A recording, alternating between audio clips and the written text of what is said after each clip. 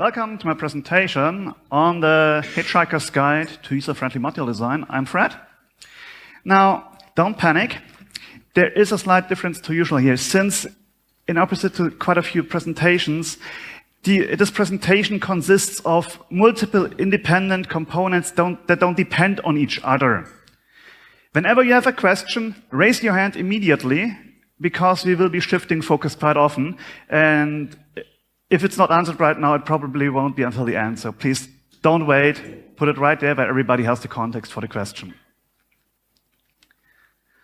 Now, the first thing I find about modules, that a module has an identity. If the user does not know what he's supposed to do with the module, even if the module idea is excellent, if it's just brilliant, he won't use it because he doesn't even know what it should be used for. For example, who of you has ever used Pester?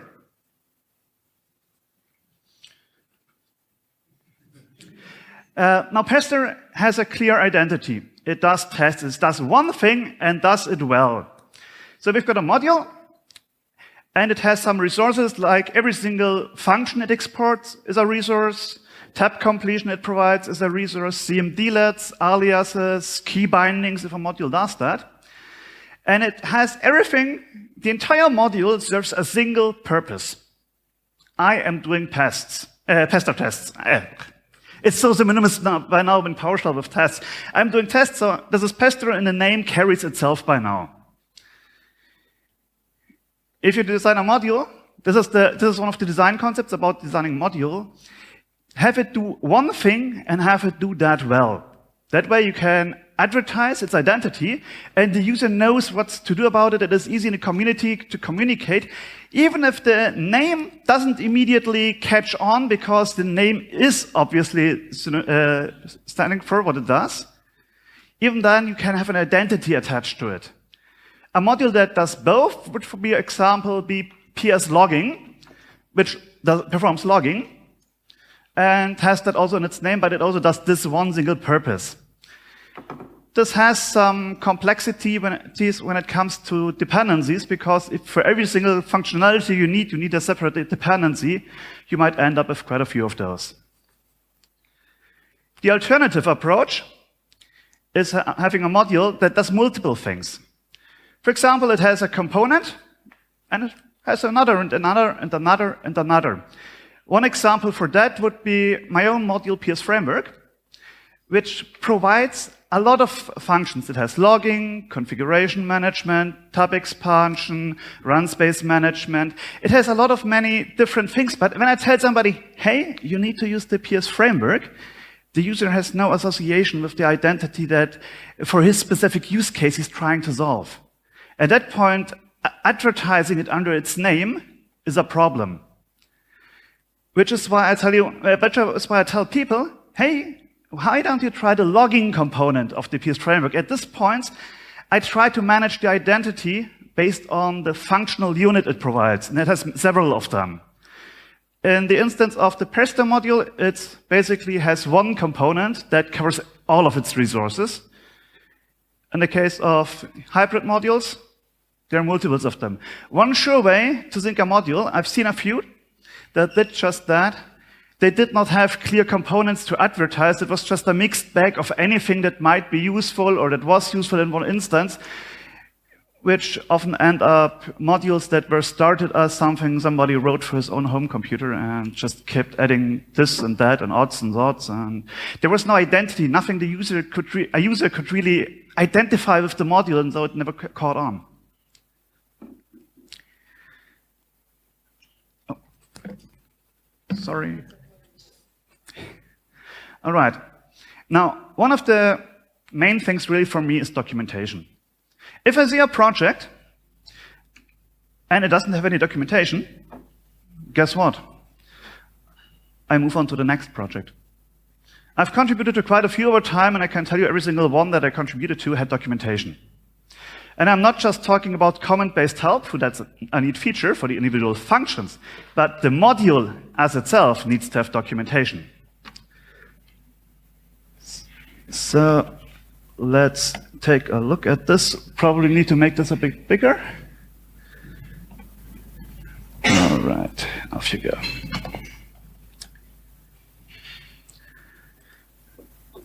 I'll be needing that. Let's take a look at a module project. One of the first things I really care about is so-called concept help. These about articles you find that explains the basic concepts of what PowerShell does. You can go like get help about while, I think. Let's see. No, sorry.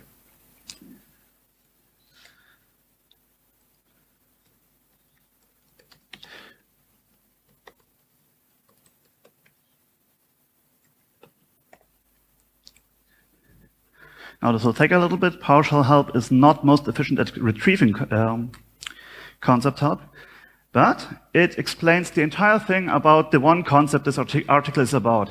In my opinion, every single module should have at least one of those for itself that explains the user how to get started with the module, with the components or the component it has, with what are the main functions, what is the main use case I'm trying to solve with the module, and that's the one thing I rarely see, a web link to the rest of the documentation. Because, let us be honest, PowerShell console windows are not the most convenient way to convey documentation.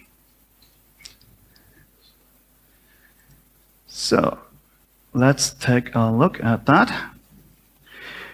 Those of you working with, I can't really make it more easily visible at that point. The easiest way I found so far to make documentation for a PowerShell module is GitHub Pages, because it really allows you to write up your documentation as markdown files in a GitHub repository as if it were a regular project, or your code, and then automatically converts that to HTML files. Let's take a look at the index file. All right, so this is for my PS Framework project, the root page. And it is fairly easily readable in VS Code or other Markdown compatible editors to just update and publish documentation. And edit is, right. Go away. At the same time, this will be converted into this website automatically. This has an additional very strong benefit because we can automatically generate documentation and website pages for this, for example, using Platypus. I automate in all of my modules build reference for every single command I publish that kind of reminds people of comment-based help because it really picks up the comment-based help and generates websites from it.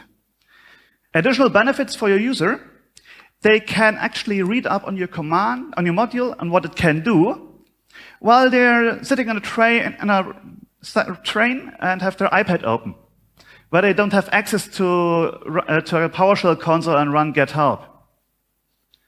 They can search for it. Google can index it and find content for you. It makes a lot more integration into the entire documentation experience. However, even these text files are not always the perfect solution. Some people prefer a visual help. So why not make YouTube videos? Just an introductory recording to what your module is doing, how to get the easiest and fastest way to benefit from it. No, don't fail on me. So I'm trying to start, and now it's an effort. It took... Thank you. I know. Now I try to create YouTube videos for this, because for some people it's just more real. You can like have in 2 minutes, have a walkthrough through one basic use case benefit this module provides in a way that is a lot more graspable rather than reading a dry document with some screenshot. It just feels more real. All right.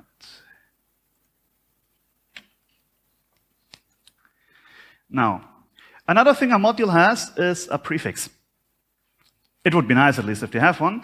For example, the Active Directory module has the prefix AD. Every single command in Active Directory starts with verb dash prefix noun.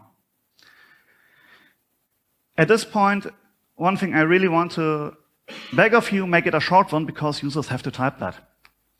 And if you have to use get, Bitbucket, anything if you have the entire product name in it, it will be a lot of typing.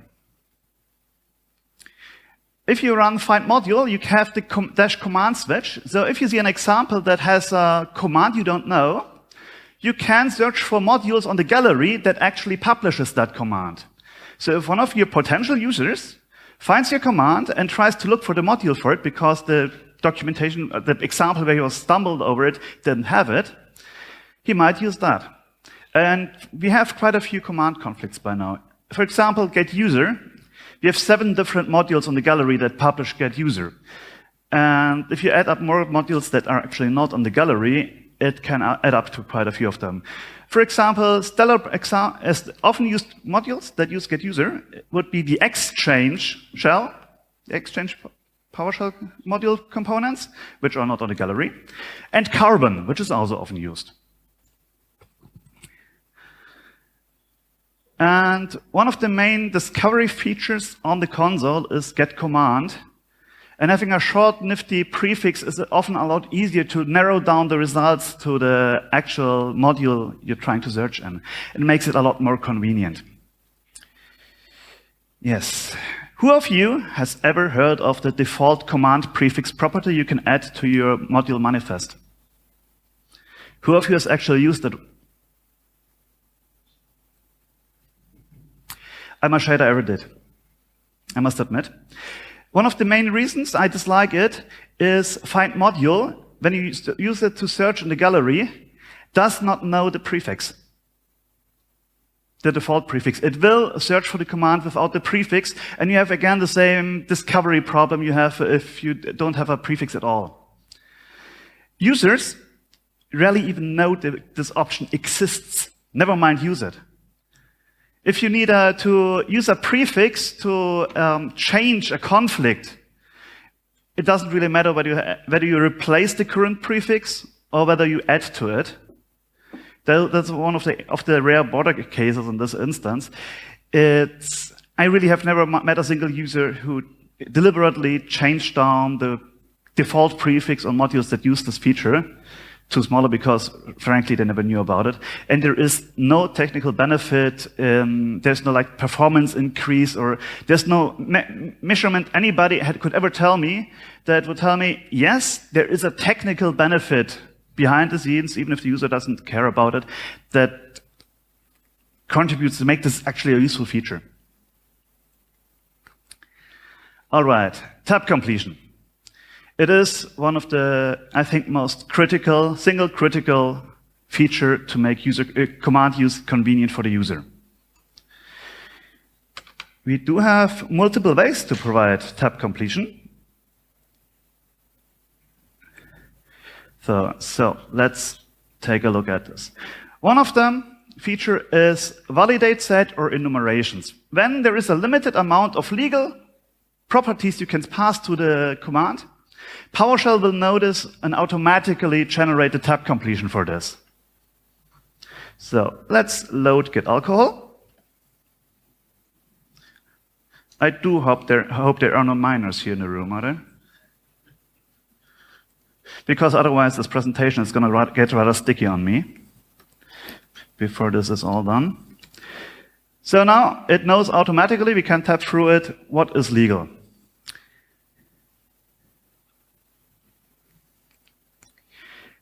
The other version would be enumerations, which is basically the C# version of the same. By now, since PowerShell 5 with PowerShell classes, we also have PowerShell enumerations,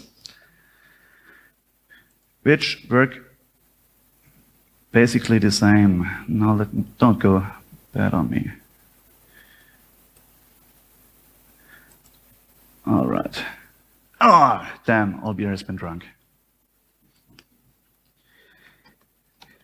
However, this too has a container, and the container has predefined options.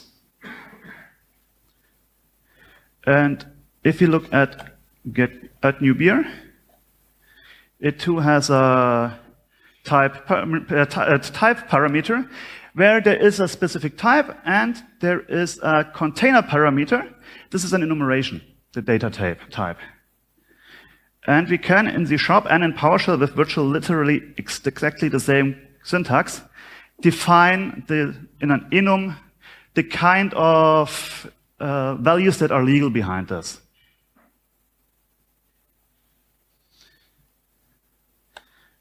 Okay. Now, one of the ways I've seen people handle that is dynamic arguments, dynamic parameters. Problem is, both of these ways define all legal options at the time you define the function, the cmdlet, the code. So if you want to have dynamic content, there is a feature in PowerShell that allows us to add parameters at runtime, which could then include the validate set. Who of you has ever used this to provide tab completion for a command? It certainly works, and it works well, until something breaks. Problem is, if you do that, and your script or your code that generates this has an error, the user couldn't generate tab completion list, the user gets parameter not found. Which kind of is a bit inconvenient for the user and inconvenient for you, because what you will be receiving isn't, there's a problem with a dynamic parameter, there is something, the command doesn't work. Go fix it and figure out what happened. So there is a custom way. Some of you will probably have been in a tab expansion ++ presentation, which provided a complex way to define this. And I like using that. I use that a lot. However, it is inconvenient to use. You have to do so much handling of code, write lots of complex parameters, and generate some custom types. So I created a functionality in my framework that cuts it down to you name a script block, give it a name, and a script block that is assigned to it that will be executed on demand. Let's run it. Then we are going to register the command, the script block named beerfactory.brand, and assign it to the brand parameter on getBeer. Now we're going to need a few beers in the fridge, because otherwise it doesn't have anything to complete. All right, about that script block. First, I'm retrieving the module. And afterwards, I access a module internal variable that basically represents the fridge's storage. This is the way how you can access module internal resources, so using the invoke operator, the module information object, and then a script block. All right. Now we have beer imported, so let's get beer. And now the brand.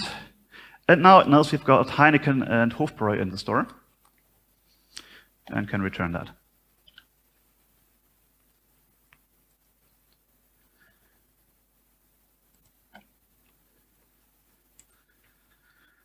All right, now, command naming. Functions and cmdlets are usually the primary resource your module provides to the user. The main use the user generates from that. So having a uniform naming scheme is usually helpful.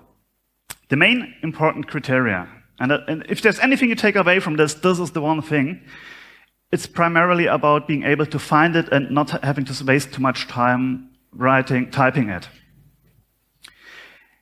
The command, the name, should represent the logical operation the user is trying to perform, and not the technical internal functionality that the function in cmdlets actually performs. There is one stellar example in the history of PowerShell that has tainted an entire major module due to this error.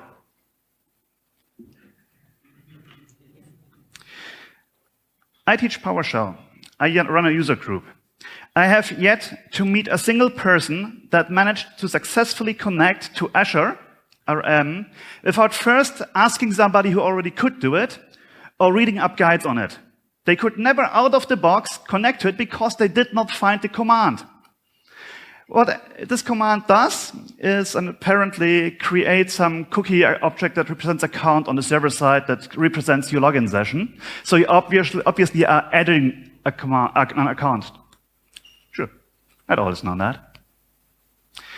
This would probably have been a more sensible naming scheme. By now, they actually did rename it to connect Azure RM account, but it took a real long time. The death knell to my opinion about really the Azure module was, however, an incident regarding this.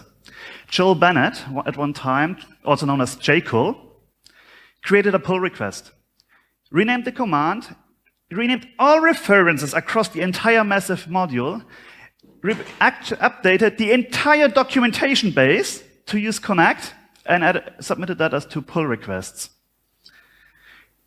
It was rejected because it's obviously working as designed.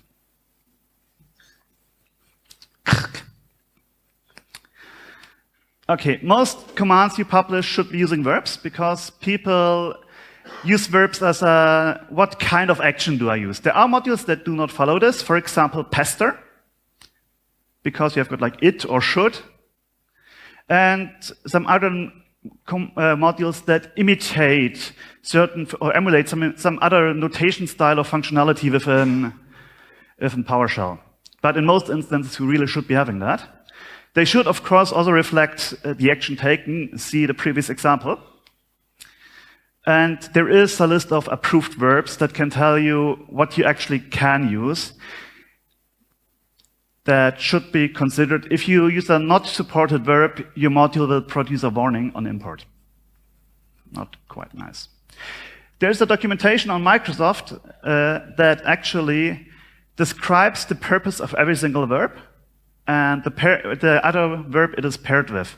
Generally, please try to group your verbs. If you've got a get command, having a z command for the same kind of object would be kind of nifty. Maybe even a new command or a remove command. Register, unregister, connect, disconnect. There are often pairs in verbs, and ideally your module should be supporting as many of them as possible, because that's kind of the user expectation. Which adds us to now. There is one thing I really hate about being a German. You really shouldn't be using German naming on commandlets.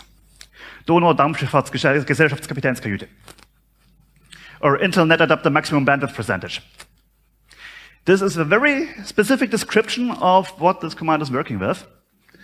But frankly, I probably would have named it IN adapter and have maximum bandwidth percentage, maybe a shortened parameter.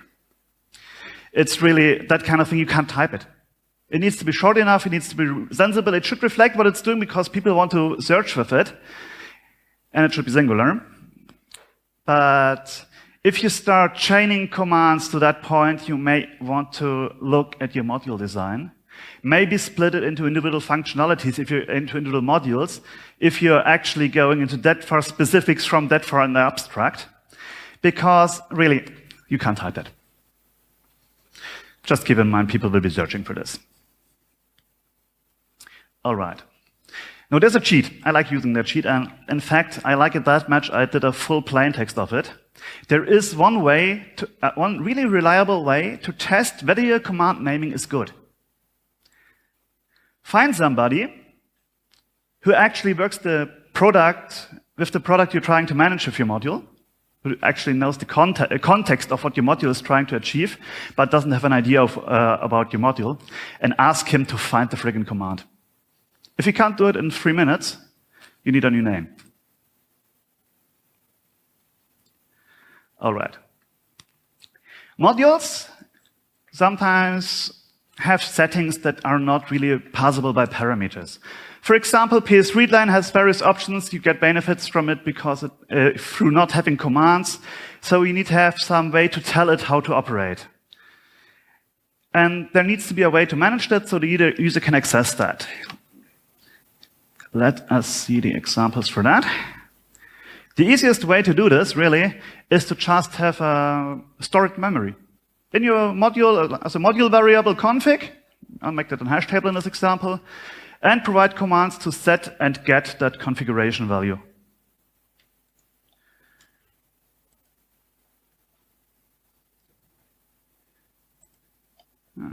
Thank you very much. Now we apply a setting. Oh, where did I mess up?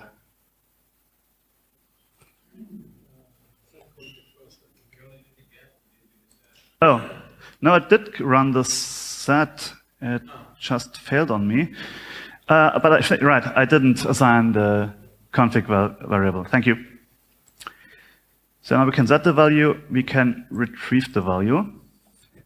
This has a few advantages and a few disadvantages. The main advantage is it is very simple to implement. You just thought this is really all the code you need for that. The disadvantage is you can only apply settings through running the command. And that means you're basically limited to your PowerShell profile. And if you set that to your PowerShell profile, the module will always be imported, whether you want to use it or not. Not quite convenient. You can store the configuration, however, in file. There is a module, a very well-written module by Joel Bennett called configuration that allows you to export and import configuration to file. Main advantage here, you can have the settings in a file, you can have them as part of your source control, you can manage that entire configuration of the module as part of the rest of your project source control. This is pretty much an ideal solution to handle configuration as part of CI/CD processes.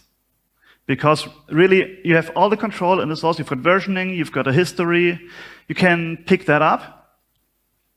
However, it is usually less convenient for the end user because they also have to edit that file.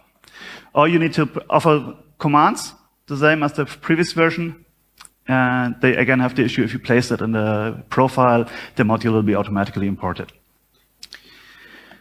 All right, the PS framework has a solution for this because frankly I had to deal with that far too many times. So let's assign our beer factory module maximum size to the fridge. All right. Now, the fridge has a maximum size of 10, so you can put up to 10 beers into it. Please remember in that consideration that we support the beer size of barrel. If you want to access that within the command, we can use get psfconfig value. So let's update to set to the value 3 and add another beer. We currently already have too many beers in there.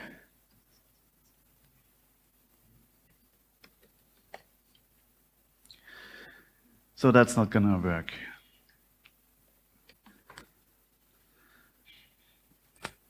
That's one too much. Of course, please do not do any evaluation on the actual brand I was trying to add. I've heard already from Christine Mayer that that should not be an exception, it should be a reward. I'm not going to go into beer politics. All right. Oh yes, about that configuration system, in case you haven't been to one of the other presentations, you can deploy them by group policy, system center, DSC. So you can also apply that on scale to all your users, everybody. All right. No littering, people, please. We try to be sanitary about your modules, so please don't leave your crap lying around. Which basically actually is mostly addressed on me because I had that habit. Until somebody complained about me, oh, there are like 50,000 files with your name in my temp folder, what are they doing there? Well, they were lying around growing stale.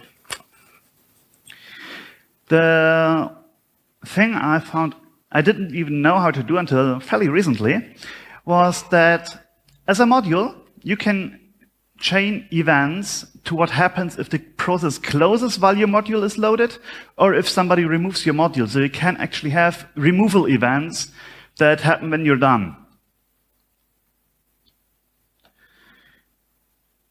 This is reasonably easy to implement, fortunately. All we need is a script block, and your module has an onRemove action. And while you're within the module, and in the import sequence of your module, the execution context has a session state that points at your module, so you can do that literally with the single line as part of your module.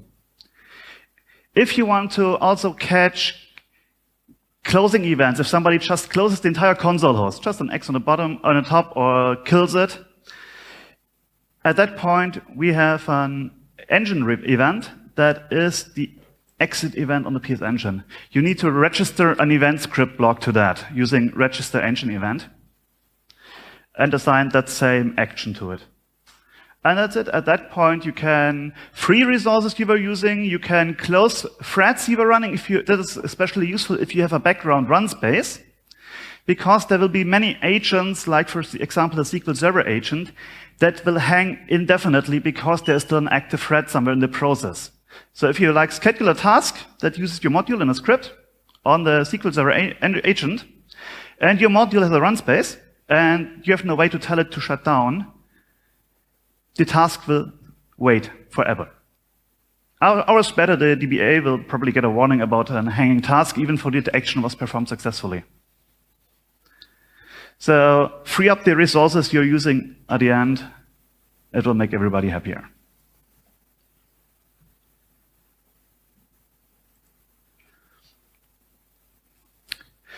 All right. One of the things a module should really take care of is pipeline. Most users find it convenient to pipe objects, and your commands should account for that for all use cases that are likely to occur. Your commands are a set to each other. Every single function you deploy is not a single fighter. This is a multiplayer game. Have them play with each other in a way that is intuitive to the user, otherwise they will be complaining to you about it. I know. And the thing is, when I design a module, I have a flow in mind of how I expect it to be used. And if you give a user 3 ways to do a task, he will choose the 4th path. So they might probably do that. One of the usual things, often commands have get commands, and all other commands that deal with the same kind of object should accept input from that. However, it would also be convenient if you don't have to pipe that object, because sometimes they just don't think about it and just want to specify a name and let me do this, and it will not work. All right.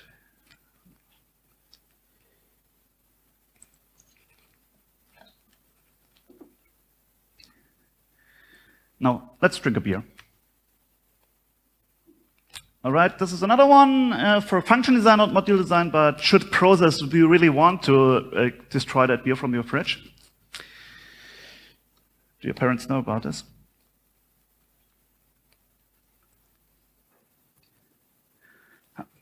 Drink beer is an alias for remove beer. What you really need to do to accept pipeline input is the parameter property value from pipeline. And that way you can, in the first line, accept the beer object. This is returned by getBeer. And you can instead just pipe the brand of beer you want to accept. Sorry. And this is one of the main parts that often help people is parameter sets. So they have the different command input paths if they look at the help and see the possible ways you can execute the command. In the implementation, if you specify a beer object, it just reuses it and removes it from the list. If you specify a name, it adds the remaining parameters, in case they are relevant, and internally uses getBeer and pipes the object. So you only really need to implement the functionality once for the object, and then can refer to the get command to cut down on effort, and at the same time make it more foreseeable with the same parameters. Okay. Now, Z commands have changed a setting. At that point, sometimes you want to chain yet another command and another command and another command behind that, but Z doesn't always return objects. In this instance, the accepted parameter is pass-through as a switch parameter to enable it to pass through objects, which will in this case return it to continue working.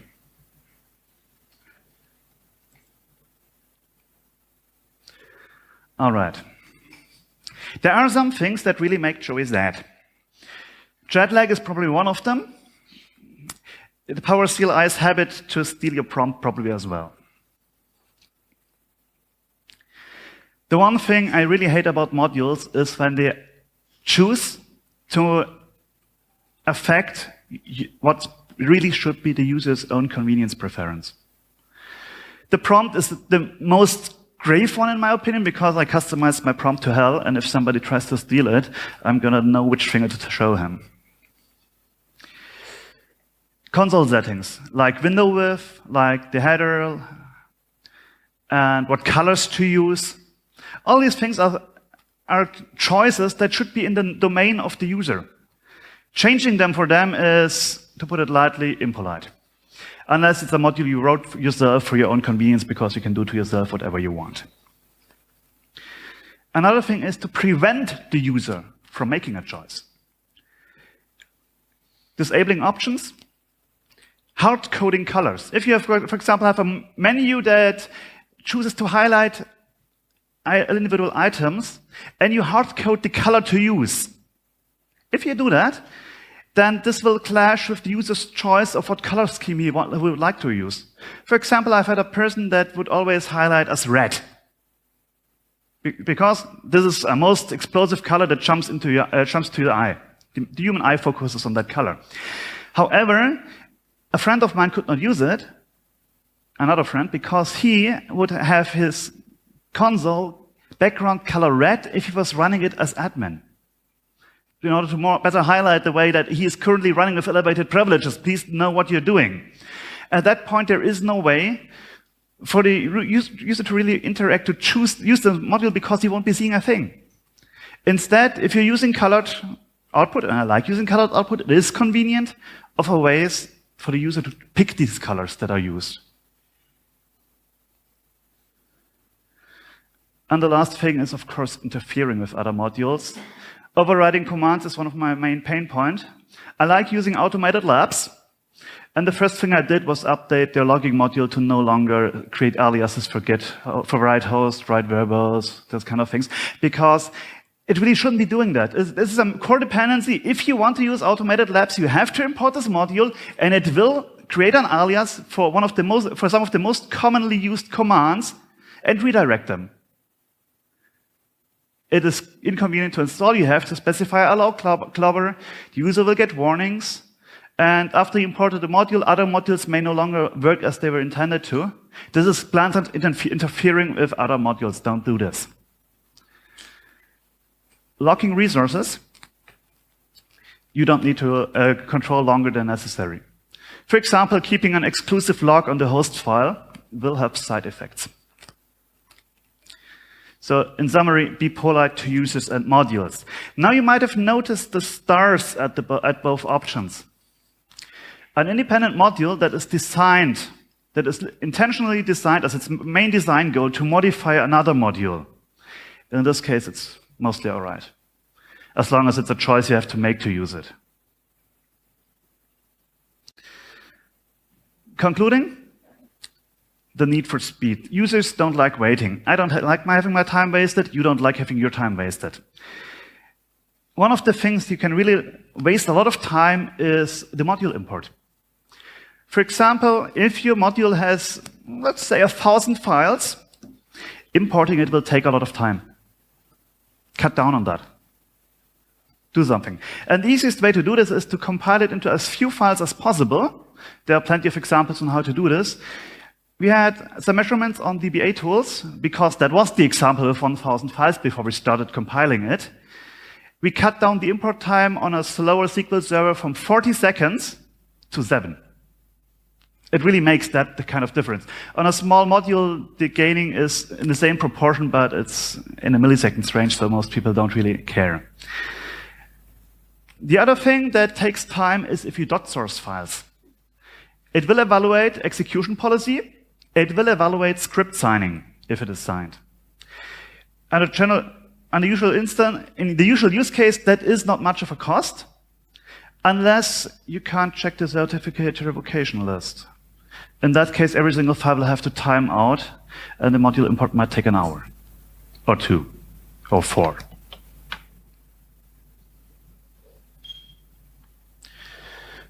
Okay, for this, there is a way to do this. So let's look at the PSM1 file of the beer factory. What I have here is a command called import module file. I use this to import every single file in the module, which has the added benefit that I can mock it during testing and can actually mock my import sequence. It is also used for opt-in dot sourcing. That means by default, it does not dot source the files it imports. Instead, it reads the string, assembles a script block from that, and invokes it in the current scope. This avoids the problem. The PSM1 file is still dot sourced with full evaluation, so you do not circumvent the basic validation parts. It will still not run if your enterprise admin thinks you shouldn't be doing this. But it is somewhat faster. And especially if you can't check the certificate revocation list and you sign your script, this is basically the only way you can reliably, and with a high performance, import the entire module. All right. And in that case, I simply dot source the function. If you do that, the function code will be executed in the current scope. And this allows me to import the entire import sequence and customize and give the user the reins into the hand to choose what he wants to do. Since it uses the PowerShell Framework's configuration system, the choice on how to manage this can be rolled out using System Center, using group policy, using desired state configuration. So you can actually manage that choice across the entire estate.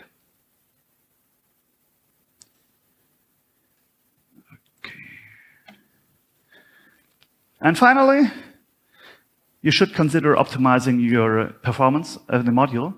For example, caching. Matthias Jessen has an excellent module and example on how you can cache calls to, for example, the Active Directory to not have to exponential growth of calls on looking something up. Really consider caching for all the needs, all the instances where the data does not have to be real time. Where you can have a few seconds, a few minutes out of date state because it improves the performance of the entire module. Optimize resource use. The pipeline has an excellent concept in that it allows you to only have the part of the data you're currently working on in memory. If you're working with large data sets, consider implementing a pipeline that avoids ever having to force the module to have all of it loaded. At the same time, for each object in a variable kind of loops similar to the programming loops, have the advantage that they're less heavy on the CPU. If your module is capped by CPU, consider cutting down on unnecessary pipelines and instead going without them. It is a little bit cheaper.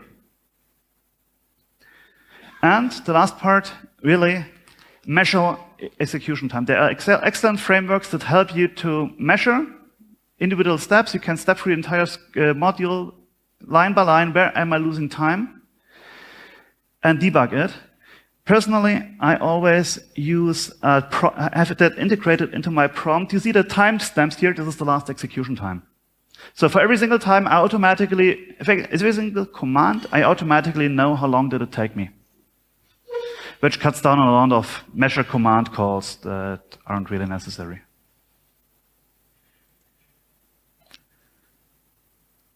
Okay. All right, summarizing the whole thing, really, user experience is a game of 1,000 characters. Every single aspect matters. Every single pain point will leave a bad impression, a bad emotional impact of the module. Make the experience as smooth as possible. If the user needs to look up the documentation in order to work with your module, well, most won't. Unless they have a business need that forces them to do so. Which is the last part. Try to access the user with documentation in as many ways as possible, because there are multiple people, there are people with different ways of learning, and trying to reach all of them with just comment-based help is not going to work. Thank you very much for your attention.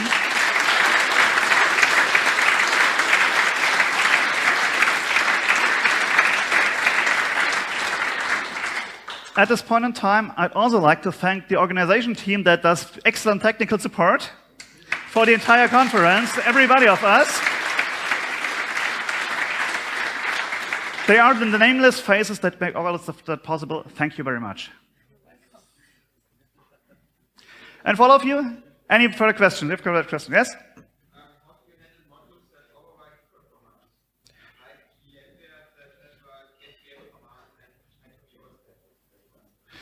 Generally, in these instances, I manually update the modules and remove the bad practices, including PowerShell's habits of stealing my prompt.